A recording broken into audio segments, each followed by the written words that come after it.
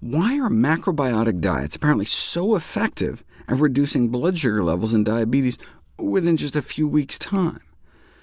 Because the diet is centered around whole grains, brown rice, barley, and millet, maybe the high fiber intake is improving the gut microbiome, the friendly flora in the colons of diabetics, and that's leading to a reduction in insulin resistance? Or maybe it's because it also has lots of vegetables. Maybe it's kind of correcting some kind of low-grade acidosis from the high levels of animal protein in their regular diets.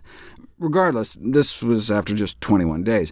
Can macrobiotic diets also help with longer-term blood sugar control?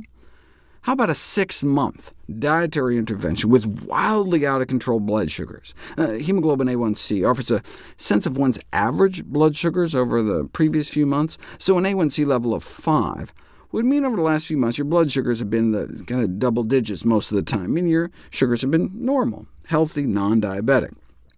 But an A1c of like 6 is pre-diabetes territory, and 6.5 can be a sign of full-blown diabetes. But under 7 is considered controlled diabetes. That's what diabetics are striving towards with pills and insulin injections, and anything over 7 is considered out-of-control diabetes.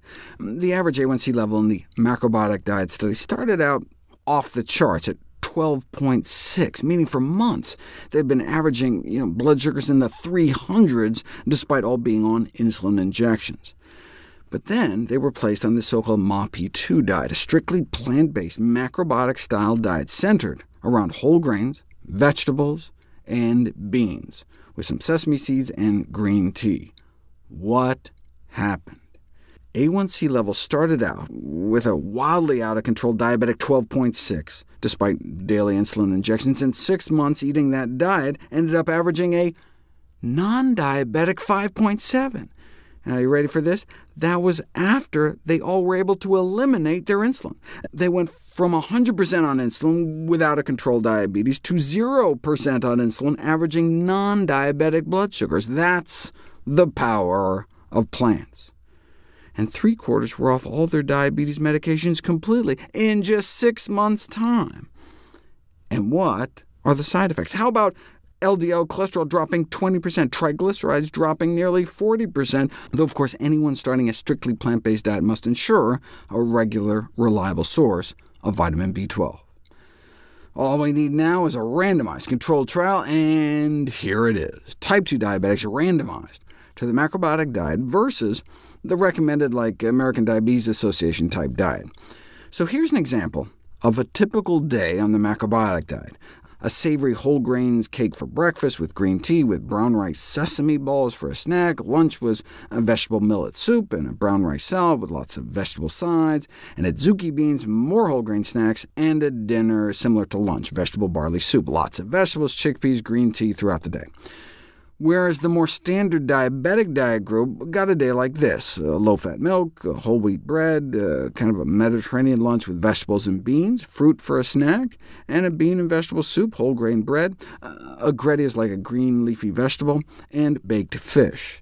I have to say, that's a pretty healthy, controlled diet. I mean, they could have compared it to some trashy diet, but they wanted to be like, look, this is what the diabetes groups say is best, so let's stack our diet against theirs. OK, so what happened?